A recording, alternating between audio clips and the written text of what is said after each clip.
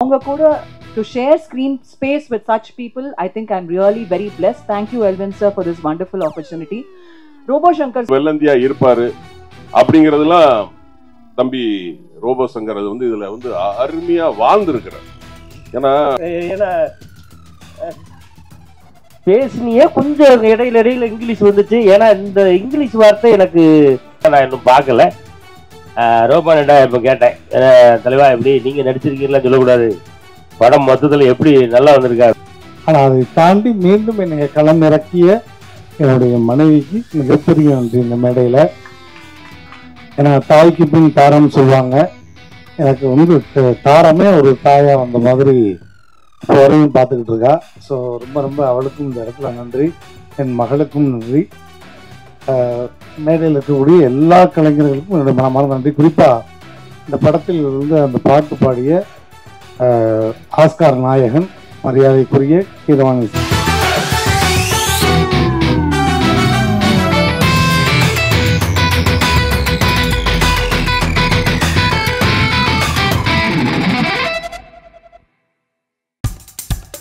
இப்போ நம்ம என்டர்டெயின்மெண்ட் ஆக போகுது பிளஸ்.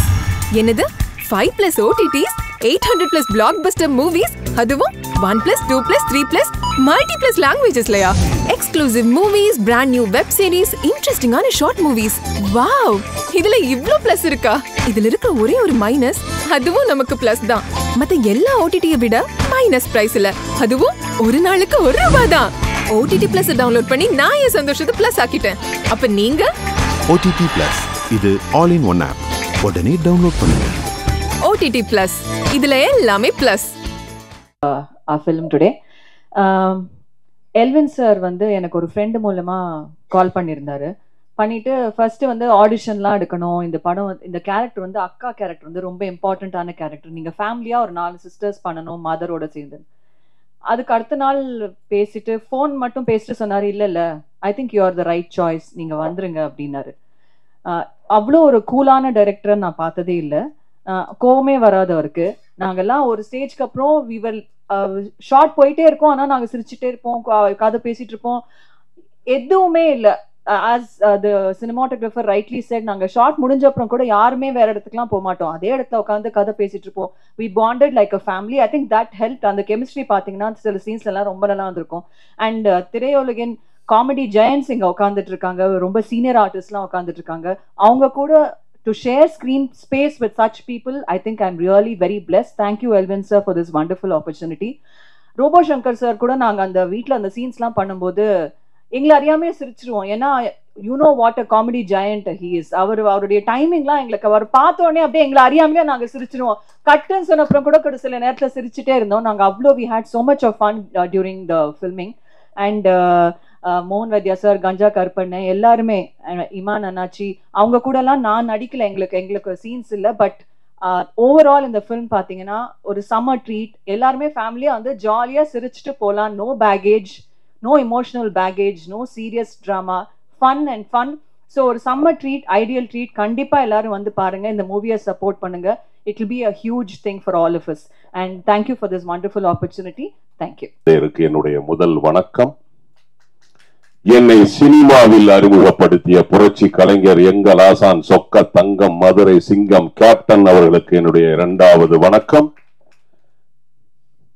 இங்கு வருகை தந்திருக்கும், முக்கியமாக மேடையில் அமைந்திருக்கும் எங்களுடைய சக கலைஞர்கள், இயக்குனர், இசையமைப்பாளர், லிரிக் ரைட்டர்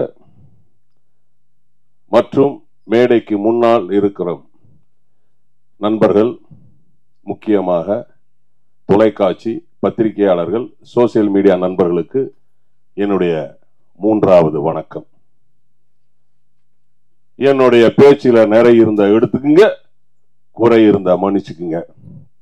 அரசியல் அப்படின்னா என்ன வேணாலும் பேசலாம், நாள் கணக்கில் பேசலாம். சினிமாவில் ஒரு சில நிமிஷங்கள் பேசுறேன், பேச்சில் நிறைய இருந்தா எடுத்துக்குங்க, குறை இருந்தா மன்னிச்சுக்குங்க. 19th செஞ்சுரியில சினிமா கண்டுபிடிக்கப்பட்டது. போட்டோகிராஃபி, செல்லுலாய்டு அப்படிங்கிறது தான் சினிமா. மாஸ் மீடியா, சினிமாங்கிறது மாஸ் மீடியா. அந்த மாஸ் மீடியாவில் நாங்கள்லாம் இருக்கிறோம் அப்படிங்கிறது மிக பெரிய சந்தோஷம். ஏன்னா ஒரு கலெக்டரோ ஒரு எஸ்பியோ ரோட்ல நடந்து போனா தெரியாது, ஆனா சினிமாவில் இருக்கிற நடிகரோ இயக்குனரோ ரோட்ல நடந்து போனா தெரியும். அதுதான் சினிமா பவர். அந்த சினிமா பவரை வச்சு இன்றைக்கு தமிழ்நாட்டில் எத்தனையோ பேர் முதலமைச்சரா வந்திருக்கிறாங்க. அந்த சினிமாவில் நாங்க இருக்கிறதுக்கு ரொம்ப சந்தோஷம். முக்கியமாக இந்த படத்தில் அம்பி, அதாவது கதையின் நாயகனாக தம்பி ரோபோ சங்கர் அவர்கள் நடிச்சிருக்கிறாங்க. அவருடைய திறமையை ஊர் உலகம் எல்லாமே தெரியும். ஏன்னா அவர் எப்பேற்பட்ட கலைஞன் அப்படிங்கிறது எல்லாருக்குமே தெரியும்.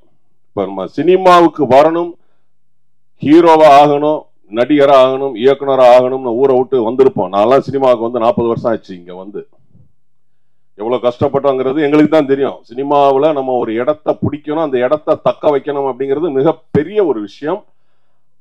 அப்போ ஒரு நடிகர், ஒரு கலைஞன் இங்க வந்து அவர் ஸ்டேஜில் பெர்ஃபார்ம் பண்ணி அசத்த போவது, கலக்க போவது, இதெல்லாம் பண்ணி மிமிக்ரி பண்ணி இன்றைக்கு ஒரு கதாநாயகனா உயர்ந்திருக்கிறாருன்னா அவர் எவ்வளவு உழைப்பு அதுல வந்து இன்வெஸ்ட் பண்ணிருப்பாரு பாருங்க. தம்பி ரோபோ சங்கர் அவர்களுக்கு என்னுடைய வாழ்த்துக்கள். அதே போல இந்த படத்தோட இயக்குனர் எல்வின் அவர்கள், அதாவது சார்லஸ் ரெனால்டு சினிமாவை கண்டுபிடித்தார். தாமஸ் ஆல்பா எடிசன் அவர்கள் அதை தொடர்ந்து மோஷன் பிக்சர்ஸை கண்டுபிடிச்சார். அதன் பிறகு லூமியோ பிரதர்ஸ் அவங்க கண்டுபிடிச்சாங்க. அப்புறம் இந்தியாவில் தாதா சாஹிப் பால்கே, அந்த பேர் வரிசையில் போசர் ஜே எல்வின். அருமையான ஒரு இயக்குனர். நான் ஒரு 178 இயக்குனர்கிட்ட பணி செஞ்சிருக்கிறேன். தமிழ், தெலுங்கு, மலையாளம், கன்னடம், ஹிந்தி ஆகிய 5 மொழிகளையும் 260 படம், 178 டைரக்டர்கிட்ட நான் வந்துட்டு வேலை செஞ்சிருக்கிறேன். எந்த ஒரு டென்ஷனும் இல்லாம, எதையும் போட்டு குழப்பிக்காம, சிரிச்சுக்கிட்டே வேலை வாங்குற இயக்குனர் நம்மளுடைய இயக்குனர் எல்வின் அவர்கள். ஏன்னா தயாரிப்பாளரும் அவங்க மிஸ்ஸஸ் தான். ஒரு தயாரிப்பாளர் மிஸ்ஸஸ்னாலும் இவர் தான் அதுல ஃபுல் எஃபர்ட் போடணும். ஒரு தயாரிப்பாளருக்கு எவ்வளவு கஷ்டம் இருக்குங்கிறது எனக்கு தெரியும். நான் 2000 ஒரு படம் பண்ணேன், காதலே என் காதலே அப்படின்னு ஒரு படம் ப்ரொடியூஸ் பண்ணேன். 2006 ஒரு படம் ப்ரொடியூஸ் பண்ணேன். ஸ்டேட் அவார்டு மட்டும்தான் வாங்கிச்சு, மற்றபடி பணம்லாம் வரல. அந்த படம் எடுக்கிறதுக்கு பணம் எவ்வளவு கஷ்டம். அவரே தயாரிப்பாளர், அவரே இயக்குனர். அப்ப எவ்வளவு வந்து கஷ்டப்பட்டு ஒரு படத்தை எடுத்து இன்னைக்கு அந்த படத்தை ரிலீஸ் 9ஆம் தேதி ரிலீஸ் பண்றாருங்கிறது சாதாரண விஷயம் கிடையாது. சாதாரண விஷயம் கிடையாது. ஒரு குழந்தைய நம்ம வந்து பெத்து எடுத்து அதை படிக்க வச்சு, அதை டாக்டருக்கு படிக்க வச்சு, அதுக்கப்புறம் நம்ம ஒரு சந்தோஷம் வரும் பாருங்க. அந்த சந்தோஷம் நிச்சயமாக 9ஆம் தேதி காலையில முதல் ஷோல அவருக்கு வரும், நிச்சயமா வரும். ஏன்னா எவர்கிரீன் காமெடிங்கிறது எப்போதுமே காமெடி ஜெயிக்கும். அதுக்கு உதாரணம் நம்மளுடைய சுந்தர் சி சார் கூட எடுத்துக்கலாம். எத்தனையோ புதுமுக இயக்குனர்கள் இன்னைக்கு வந்தாலும் கடந்த 30 வருஷமா இன்னைக்கு எவர்கிரீனா இருந்துட்டு இருக்காரு பாருங்க, இந்த காமெடியை கையில வச்சுக்கிட்டு. அதே போல நம்மளுடைய எல்வின் சார் காமெடிக்கு முக்கியத்துவம் கொடுத்து, அது மட்டும் கிடையாது, கதைக்கு முக்கியத்துவம் கொடுத்து கதையின் நாயகனாக தம்பி ரோபோ சங்கர் நடிச்சிருக்கிறார். ஒரு கிராமத்துல ஒரு இளைஞன் எப்படிலாம் இருப்பாரு, எப்படி வெள்ளந்தியா இருப்பாரு அப்படிங்கிறதுலாம் தம்பி ரோபோ சங்கர் அது வந்து இதுல வந்து அருமையா வாழ்ந்திருக்கிறார். ஏன்னா நான் என்னைய வந்து இந்த படத்துல ஒரு வித்தியாசமான ஒரு பரிமாணத்துல இயக்குனர் என்னைய காட்டியிருக்கிறார். அவருக்கு என்னுடைய நன்றி இந்த நேரத்தில் தெரிவிச்சுக்கிறேன். அதை இப்ப சொன்னா தெரியாது, நீங்க படத்துல பாருங்க, அந்த காமெடி வேற லெவல்ல இருக்கும். இந்த படத்துக்கு பிறகு எனக்கு நிறைய காமெடி கேரக்டர்ஸ் வரும். அதுக்கு இயக்குனருக்கு என்னுடைய நன்றியை நான் தெரிவிச்சுக்கிறேன். இந்த படத்துல வந்து பாத்தீங்கன்னா நிறைய காமெடி பட்டாளங்கள். அதுல வந்து அண்ணாச்சி இமான் அண்ணாச்சி இருக்கிறாப்புல, அண்ணன் கஞ்சாகர் பண்ண இருக்கிறாப்புல, நம்ம கோவை பாபு இருக்கிறாரு, எங்களுடைய மூத்தவர் தூர்தர்ஷன் தோன்றிய காலத்திலிருந்தே இருக்கிற அண்ணன் மோகன் வைத்தியா இருக்கிறாரு. நல்லா கஞ்சாகர் பண்ண நல்லா பலமா கைத்தட்டுங்க, சீனியர் மோஸ்ட் அவரு. அப்புறம் வந்து பாத்தீங்கன்னா ரமேஷ் கண்ணா சார் இருக்கிறாரு, நமோ நாராயணன் இருக்கிறாங்க. ஸோ என்னி இந்த படத்துல இவர் எப்படி இவ்வளவு காமெடி நடிகர்கள் இருக்கும்போது என்னி எப்படி இவர், நம்ம எப்போதுமே போலீஸாக தானே நடிப்போம். 260 படம் நடிச்சிருக்கிறோம், அதுல 200 சொச்ச படம் போலீஸ். ரொம்ப ஈஸி போலீஸா நடிக்கிறது. போனோமா குரலை உயர்த்தி பேசுனோமா 2 அடி அடிச்சோமா, ரொம்ப ஈஸி. பட் இதுல நான் போலீஸா தான் பண்ணியிருக்கிறேன். ஆனா அதுல நம்மளை எப்படி காமெடியா வேலை வாங்கியிருக்காருன்னா உண்மையிலே டைரக்டர் அவர்களுக்கு என்னுடைய நன்றி, மிகப்பெரிய ஒரு வாழ்த்துக்கள். வரும்போது அண்ணாச்சி இமான் அண்ணாச்சி சொன்னாங்க, நீங்க வந்து சினிமாவை சம்பந்தம் இல்லாம வேற ஏதாவது பேசுங்க அப்படின்னு சொல்லி. அதுதான் ட்ரெண்டு, அதுதான் கண்டென்ட். இல்லை வந்து கேட்டாப்புல கோவை பாபு அவர்கள் கேட்டாரு, என்னன்னா மீசையெல்லாம் எடுத்துட்டீங்க, ஒரு மாதிரி வித்தியாசமா இருக்கிறீங்க அப்படின்னு. மற்றவங்க எல்லாம் ஜனநாயகன் நம்ம ஒரு படத்துல நடிக்கும் போது நான் மக்கள் நாயகன் ஒரு படத்துல நடிக்கிறேன், அதுக்காக இந்த மீசையை எடுத்துட்டேன்.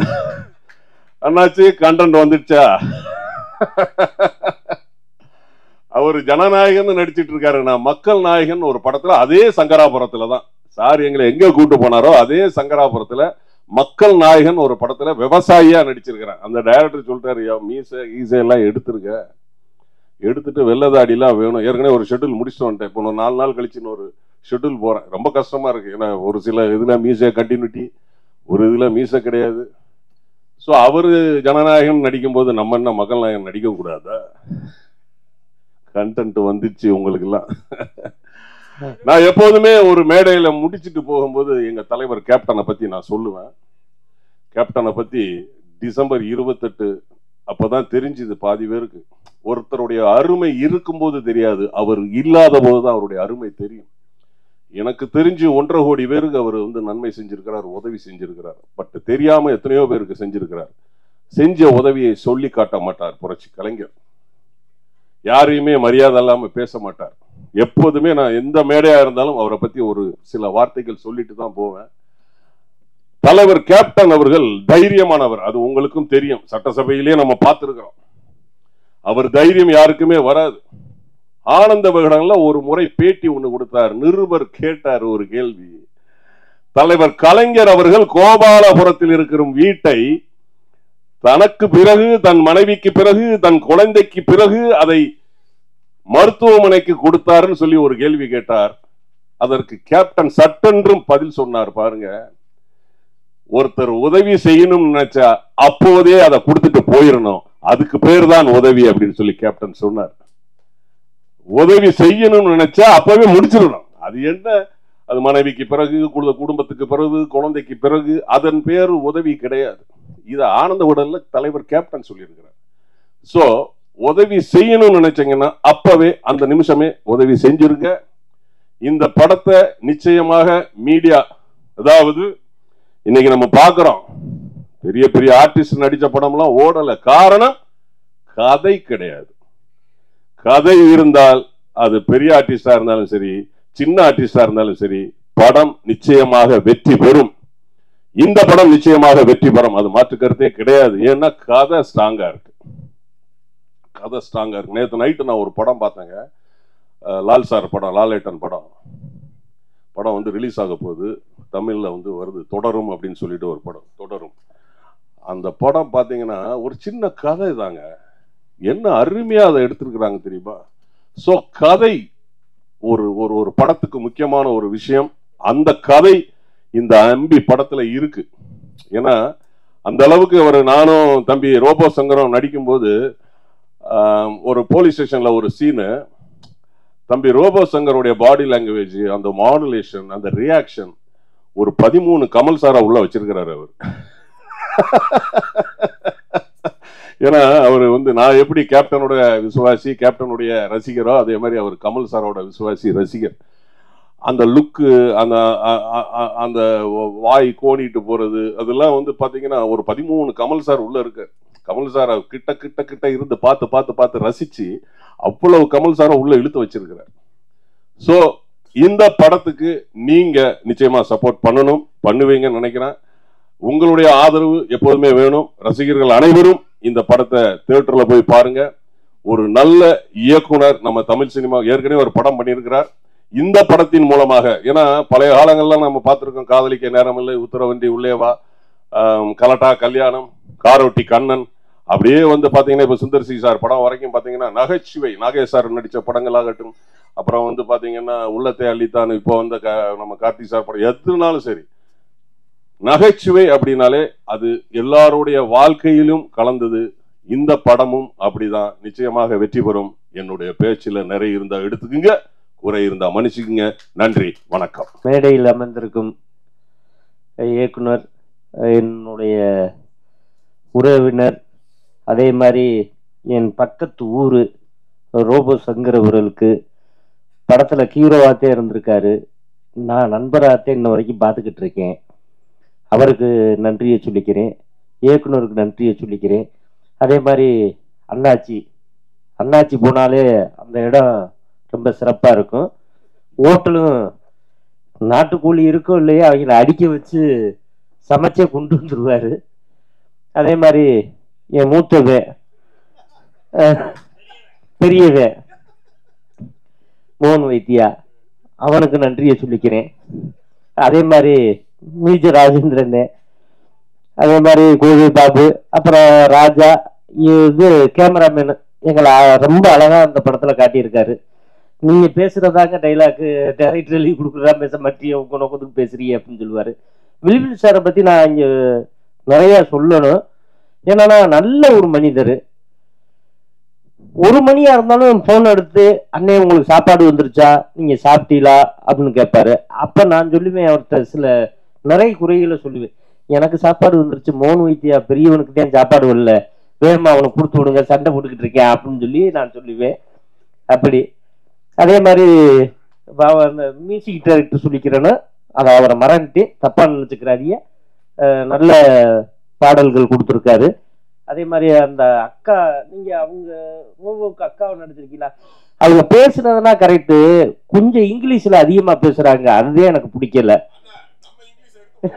ஏன்னா தமிழ்ல பேசியிருக்கலாம், கொஞ்சம் அதை ட்ரை பண்ணுங்கக்கா அடுத்த படத்துல. ஏன்னா பேசினியே கொஞ்சம் இடையில இங்கிலீஷ் வந்துச்சு. ஏன்னா இந்த இங்கிலீஷ் வார்த்தை எனக்கு அலர்ஜி. தமிழ்ல எனக்கு பிடிக்காத வார்த்தை இங்கிலீஷ் வார்த்தை, அதை நீங்க மாத்திக்கிறீங்க. அதே மாதிரி மீச ராஜேந்திரனே நல்ல கண்டென்ட் சொல்லிட்டு போனாரு. இந்த கண்டனருக்கு பலியாக போறது நம்ம மோகன் வைத்தியாத. நாங்கன்னா ஃப்ரீயா போயிடுவோம். அவர் பேசும்போது அவனே அப்படி கிளாப்ஸ் பண்ண, நிச்சயம் ஏதாவது கல்லு வந்து விழுகு, அதுக்கு நாங்க பொறுப்பு இல்லை. நான் வந்து பேசும்போது சிரிச்சுக்கிட்டே சிரிக்கல, நானும் அண்ணாச்சி குடிஞ்சிட்டேன். அது ஒரு நல்ல வேலையை பார்த்துட்டோம். சரி, உன்னை இந்த ஆடியோ லாட்ஜ் வரைக்கும் கூட்டிட்டு வந்து பழி உழுக்க பாக்குறாங்களே, நல்லபடியா இருப்பேன். சுண்டல் எல்லாம் வாங்கி கொடுத்துட்டு சாப்பிடு, தண்ணியை குடி, வேற என்ன சாப்பாடு வேணுமோ கேளு, வாங்கி கொடுத்துறேன். இந்த படத்தை பத்தி பேசணும்னா நிறைய பேசுது. ஏன்னா மீன் சாருடைய மனைவி வந்து ப்ரொடியூசரா இருக்காங்க. அது உண்மையிலே வந்து எல்லாரும் மனைவியை வந்து ஒரு டாக்டர் ஆக்கி பார்க்கணும், கலெக்டர் ஆக்கி பார்க்கணும்னு ஆசைப்படுறாங்க. ஆனா முதல் முறையா மனைவியை வந்து ஒரு தயாரிப்பாளர் ஆக்கியிருக்காரு. இன்னும் அவர் மனைவியை வந்து ஒரு டைரக்டராகவும் அவர் கொண்டுகிட்டு வரணும்னு நான் கடவுள்கிட்ட வேண்டிக்கிறேன். ஏன்னா அவங்கன்னா டைரக்டரா வந்தாங்கன்னா எங்களை மாதிரி ஆளுகளுக்கு நிறைய வேலை கொடுப்பாங்க. எனக்கு கொடுக்குறீங்களோ இல்லையோ, என்னுடைய செல்லமான மூத்தவனுக்கு மோகன் வைத்தியாவுக்கு நிறைய படம் கிடைக்கணும்னு நான் அந்த கடவுள்கிட்ட வேண்டிக்கிறேன். இந்த அம்பி படத்தை பத்தி, அம்பி படத்தை பார்த்துட்டு நிறைய படம் அவரை கூப்பிட்டு இருக்கிற இயக்குனர் ஃபுல்லா கமிட் பண்ணுங்க, அதோட சேர்த்து எங்களையும் கமிட் பண்ணிக்கிறீங்க. நன்றி, வணக்கம். சும்மா இருக்கீங்களா?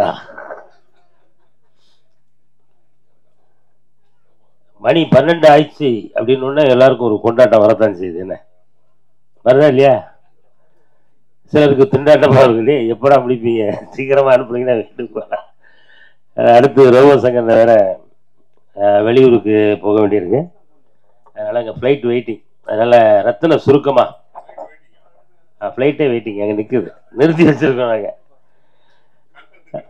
இந்த கண்டென்ட் கிடைச்சுன்னா நம்ம அம்பி திரைப்படம், நான் என்ன பேசணும் அப்படின்னு நினைச்ச எல்லாத்தையுமே எல்லாருமே பேசிட்டாங்க. மீண்டும் வந்து இந்த படத்தை பற்றி நம்ம ஒரு சில வார்த்தைகள் மட்டும் சொல்லி விடைபெறலான் இருக்கேன். எல்லாரும் சொன்ன மாதிரி இல்லை. அதாவது இப்போ என்கிட்ட வந்து எல்வின் சார் வந்து என் வீட்டில் வந்து கதை சொல்கிறதுக்காக வந்திருந்தாங்க. கதையில் நானே ஒரு படம் பண்ண போகிறேன்.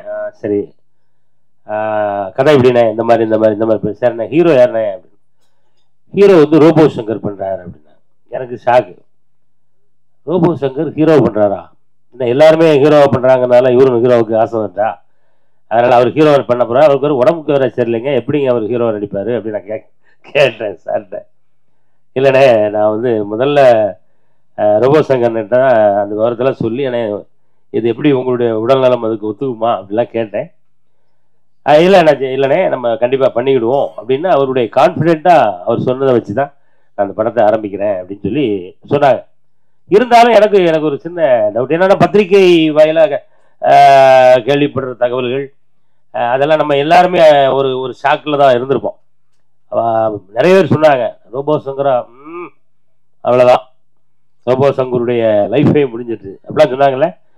ஆனால் நான் எல்லார்ட்டையும் என்ன சொன்னேன் அப்படின்னா, அவரெல்லாம் அவ்வளவு சீக்கிரம் முடிகிறார்கள் கிடையாடா, ஃபீனிக்ஸ் பறவை மாதிரி அவர் வந்து அப்படி பழையபடி வருவார் அப்படின்னு கடவுள்கிட்ட இப்பவும் நான் வேண்டிக்கிட்டேன். அதே அந்த கடவுள் இன்னைக்கு ஒரு ஆரோக்கியமான ஒரு ரோபோ சங்கரை நம்ம முன்னாடி உட்கார வச்சுக்காரு அப்படின்னா அந்த கடவுளுக்கு நன்றி சொல்லணும். ஷூட்டிங் ஆரம்பிச்சது அது எல்வின் சார் கூட நான் இதான் முதல் படம் பண்ணுறோம். எல்லாம் நாங்கள் டீமே ஒரு ஜாலியான டீமாக அங்கே போன மாதிரி தான் எனக்கே தெரிஞ்சது. நம்ம டீமில் இவ்வளோ இருக்காங்களா அப்படின்னு. எல்லாம் புதுசாலாம் நடிக்கிறாங்க. நம்ம செந்தில், அப்புறம் ஒரு முத்து, அவர் பீரார்லாம் அந்த ஊருக்கார். அவங்களாம் அங்கே வந்து எங்கள் டீமோட இருக்கும்போது எல்லாருமே நாங்கள் ஒரு அழகான ஒரு ஜாலியான ஒரு டீமாக ஷூட்டிங் போயிட்டு இருக்கும்போது நான் இடையில டேரக்டர் கேட்டுக்கிறேன், அன்னை படம் எப்படி வந்துட்டு இருக்கு, நாங்கள் நடிக்கிறது தான் படம்லாம் அப்படிலாம் கிடையாது, நீங்கள் என்ன யோசிச்சிருக்கீங்களோ அது வருதா, அதை கொஞ்சம் தயவுசெய்து கவனிச்சிருங்க, நாங்கள் ஒரு ஜாலி டீமோட சேர்ந்து ட்ராவல் பண்ணி போயிட்டு இருக்கு. ஆமாம், உங்களுக்கு என்ன வேணுமோ அது கரெக்டாக வருதா அப்படின்னு. அண்ணாச்சி நீங்கள் எவ்வளவு ஜாலியாக இருக்கீங்கன்னு நாங்கள் பார்த்துட்டு தான் இருக்கேன். ஆனாலும் நான் என்ன யோசித்து வச்சிருக்கணும் அது வர்ற வரைக்கும் நானும் உங்களை ஜாலியாகவே நான் அந்த சீன்லாம் எடுத்துருவேன் அப்படின்னு சொல்லி மிக அற்புதமாக அந்த அவருக்கு தேவையான காட்சிகளை படமாக்கியிருக்காரு. படம் அவங்க எல்லாருமே பார்த்தாங்க, நான் இன்னும் பார்க்கல. ரோபானண்டா இப்போ கேட்டேன், தலைவா எப்படி நீங்கள் நடிச்சிருக்கீங்களா சொல்லக்கூடாது, படம் மொத்தத்தில் எப்படி நல்லா வந்திருக்கா அப்படின்னு. எல்லாரும் பார்த்து ரசிக்கக்கூடிய ஒரு அற்புதமான படமாக வந்திருக்கு அப்படின்னு ரோபோன சொன்னார். அட்வான்ஸ் ரோபோனனுக்கு வாழ்த்துக்கள். ஆமாம், ஹீரோ அவதாரம் எடுத்திருக்கக்கூடிய என்னுடைய பாசத்திற்குரிய சகோதரர். ஆமாம், இந்த படத்தில் மட்டும்தான் ஹீரோ இல்லை, நான் தொடர்ந்து ஹீரோவாக தான் நடிப்பேன் அப்படின்னு சொல்லி டக்குன்னு சொல்லிடுறாங்க. ஏன்னா அடுத்து நீங்கள் உங்களுடைய சேவை எங்களுக்கு தேவை. ஏன்னா ரோபோ சங்கர் வந்தாருன்னா அவருடைய காமெடிக்கு அப்படி அன்னைக்கு காலையில் 6 மணி இருக்கும். அந்த அந்த நகைச்சுவையெல்லாம் காலம் கடந்து அதை மறக்கவே முடியாது.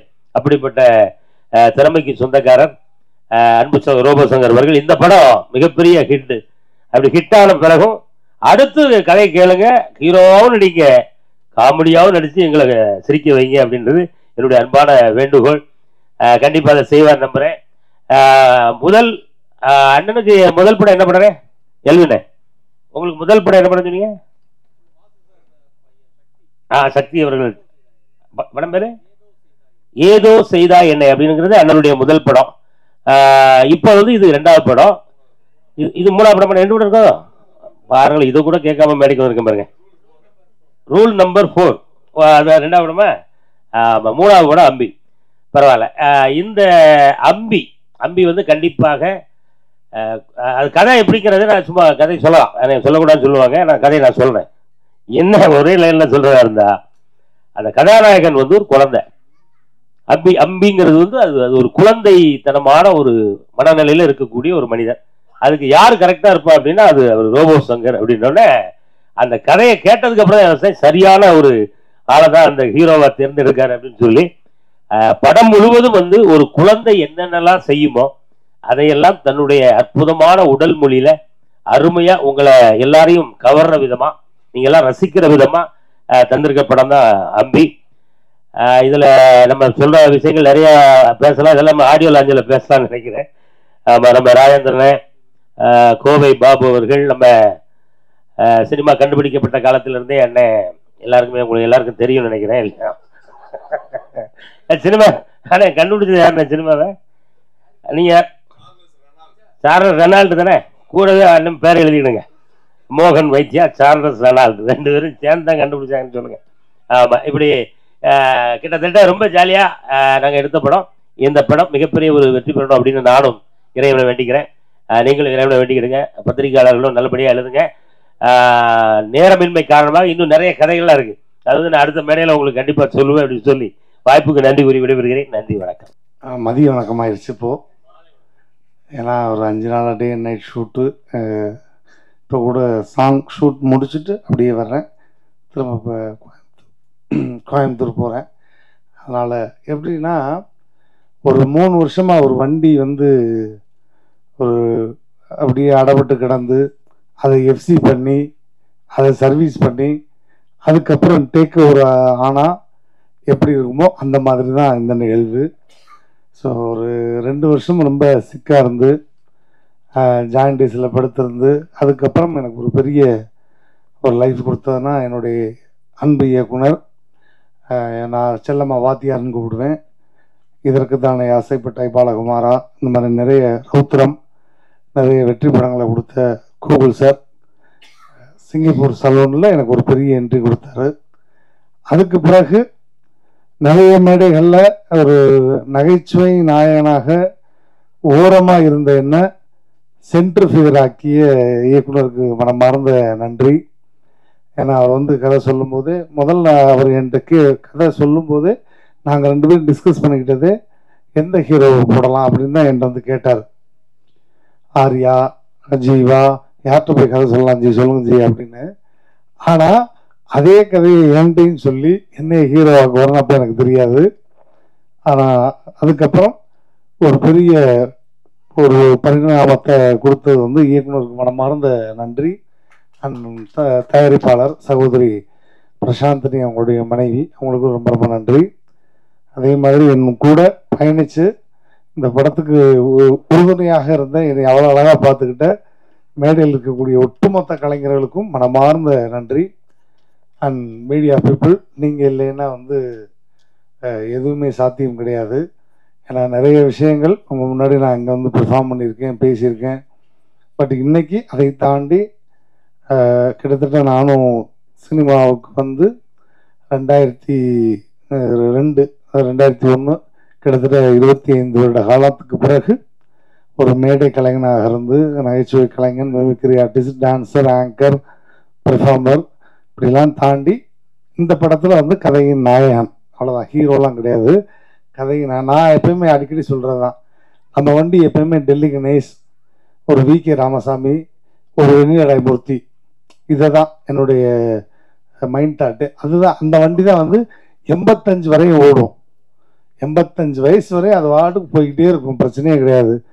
ஹீரோன்னு போயிட்டு போங்க சொன்ன மாதிரி அடுத்து நான் ஹீரோவாகத்தான் பண்ணுவேன், தலைகீழாகத்தான் குதிப்பேன் அப்படின்னா அது இந்த படத்துக்கு கதையின் நாயகன். அதனால ரொம்ப ரொம்ப சந்தோஷம். நான் அப்போ இருந்த கண்டிஷனில் என்னால் ஒரு 10 நிமிஷம் வெயிலில் நிற்க முடியாது, கேர் ஆகிடுவேன். எனக்கு டயத்துக்கு அந்த மருந்து கொடுக்கணும், நாட்டு மருந்து, கஷாயம். இப்போ வரையும் அந்த மருந்து எடுத்துக்கிட்டு தான் இருக்கேன். எனக்கு கிட்டத்தட்ட ஒரு 3 வருஷம் எடுத்துக்கணும் அப்படின்னு சொன்னாங்க. இப்போ வரையும் பத்திய சாப்பாடு தான்.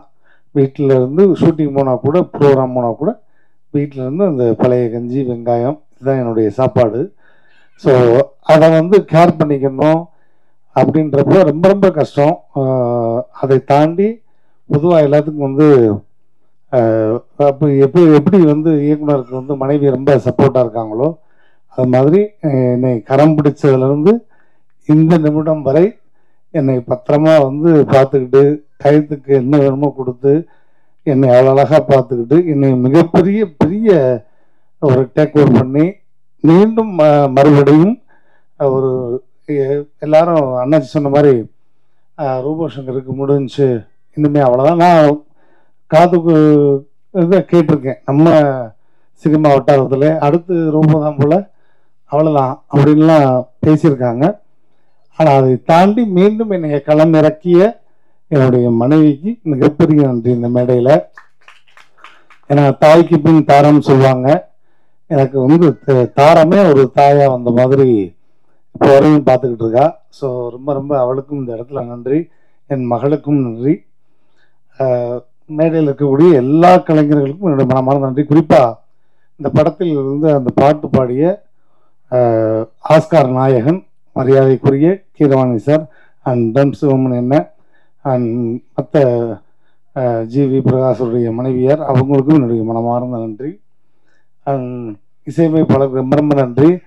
எனக்கெல்லாம் வந்து அந்த பாட்டுக்கு ரொமான்ஸ் பண்ணுறதுக்குலாம் நான் பரிதவிச்சிட்டேன். மேடையில் நான் சும்மா வந்து பேச விட்டால் என்ன வேணாலும் பேசிடலாம், ஆனால் ரொமான்ஸுன்றது எவ்வளோ கஷ்டம்ன்றது அன்னைக்கு தான் நான் பார்த்தேன்.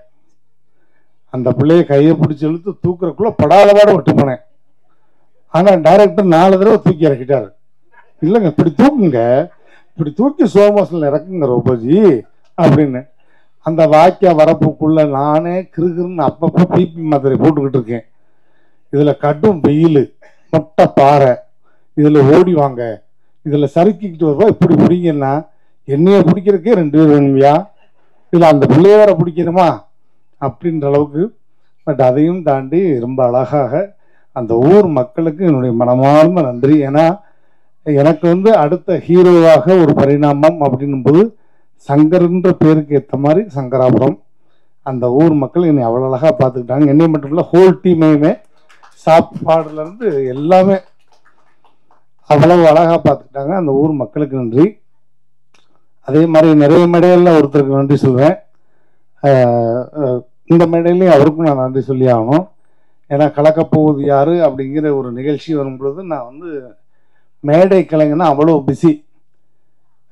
நான் இதுவரையும் கிட்டத்தட்ட மேடையில் மைக் பிடிச்சி இதோட 33 ஆண்டுகள் ஆகுது. 33 வருஷம் கடந்து மேடையில் மைக் பிடிச்சி நிகழ்ச்சி பண்ணிக்கிட்டு இருக்கேன். கிட்டத்தட்ட 18,000 மேடைகளுக்கு மேல் நிகழ்ச்சி பண்ணிட்டேன். அப்படி பிஸி. ஒரு நாளைக்கு 9 ஷோ 10 ஷோ பண்ண ஒரே நானாக தான் இருப்பேன்னு நினைக்கிறேன் அப்பெல்லாம். ஏன்னா 1/2 ஹவருக்கு ஒரு ஸ்டேஜ்.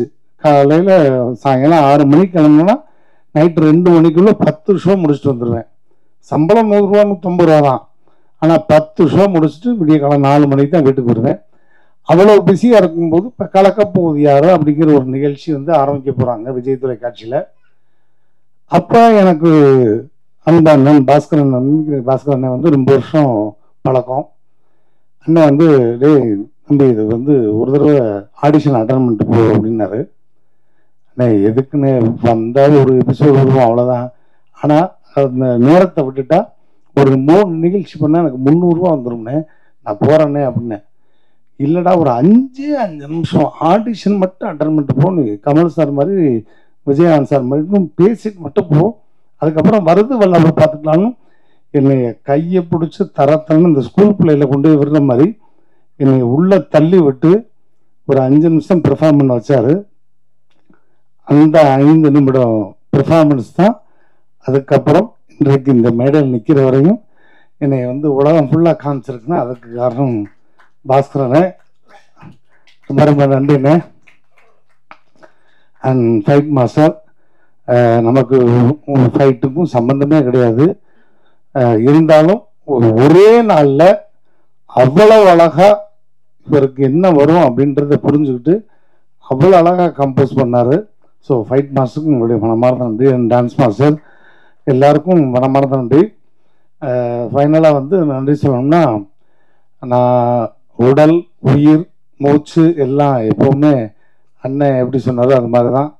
எங்கள் ஆண்டவர் பத்மஸ்ரீ டாக்டர் கமலுக்காக உடல் மண்ணுக்கு உயிர் கமலுக்கு அப்படி தான் நான் எப்போவுமே பேசுவேன்.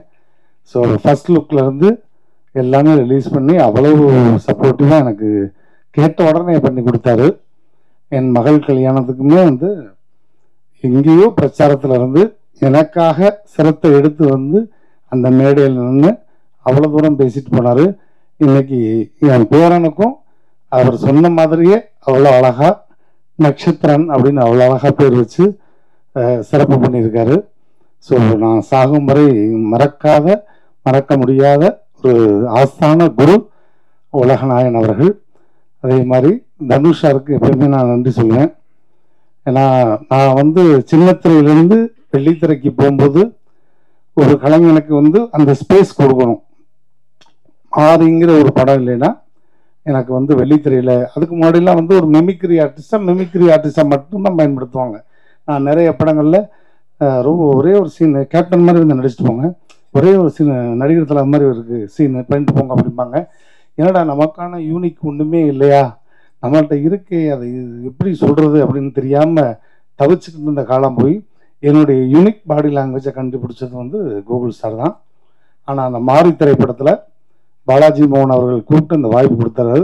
வாயை மூடி பேசுவோம் திரைப்படத்துக்கு அப்புறம் தனுஷ் சாரோட சேர்ந்து அவ்வளோ பெரிய ஸ்டாரோட நடிக்கும் போது நம்ம எவ்வளவோ விஷயங்கள் ஆன் தி ஸ்பாட்டு தான். இந்த படத்தில் வரக்கூடிய மாரி 1 மாரி 2 எல்லாமே ஆன் ஸ்பாட்டில் நான் போட்ட டைலாக் தான். அதை எதையுமே வந்து டப்பிங்லையும் அப்படியே பேசிடு சங்கர், எதையுமே கரெக்ஷன் பண்ணவே வேண்டாம்.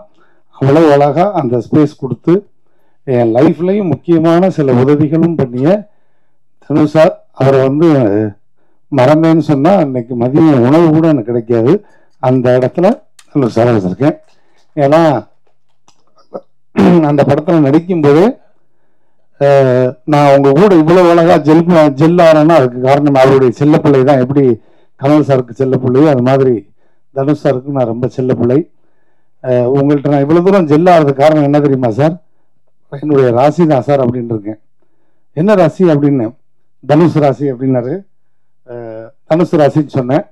ஸோ அந்த மாதிரி எனக்கு ரொம்ப மிகப்பெரிய ஒரு சிச்சுவேஷனில் மிகப்பெரிய உதவி செஞ்சு இன்னைக்கு நான் வந்து ஹாப்பியாக இருக்கேன்னு அது காரணம் தனுஷ் சார் அவர்கள். அவருக்கு எப்பயுமே நன்றி. இந்த படம் வந்து மே 9 வருது. நாங்கள் வந்து ஆஸ்காருக்கு படம் பண்ணலை, ஆடியன்ஸுக்கு தான் படம் பண்ணியிருக்கோம். அதனால் இந்த மாதிரி கதை உலகத்திலே இல்லை அப்படிலாம் நான் சொல்ல மாட்டேன். வந்தால் நல்லா ஜாலியாக ஒரு என்டர்டெயின்மெண்ட்டாக ஃபேமிலியோட சிரித்து சந்தோஷமாக போகக்கூடிய ஒரு அற்புதமான படம். தொடர்ந்து நான் வந்து காமெடியனாக தான் நடிப்பேன், கேரக்டர் ரோல் தான் நடிப்பேன். இந்த மாதிரி கதையின் நாயகனாக இருக்கும் பட்சத்தில் வேணால் நடிக்கலாமே ஒழிய நான் எப்பையும் நிறைய முறை கேட்டிருக்காங்க, நீங்கள் எப்போ ஹீரோ ஆவீங்க எப்போ ஹீரோ ஆவீங்கன்னு. நான் எப்பயுமே மக்கள் மனசில் ஹீரோவாகி பல வருஷமாச்சு. ஸோ அவங்கள லைவாக நான் நிறைய 10,000 பேர் 5,000 பேர் 1,00,000 பேருக்கு முன்னாடியெல்லாம் பெர்ஃபார்ம் பண்ணுவேன். அதனால் நான் மக்கள் மனசில் எப்பயுமே ஹீரோ தான். அதனால் தனித்துவமாக ஒரு படம் எனக்கு தேவையில்லை. நம்ம எப்பயுமே ஒரு நகைச்சுவையாளன், எல்லாருக்கும் பிடிச்ச ஒரு கலைஞனாக இருக்கணும் அப்படின்னு தான். ஸோ தொடர்ந்து நகைச்சுவையாகவே நிறைய படங்கள் எடுத்து பண்ணணும்.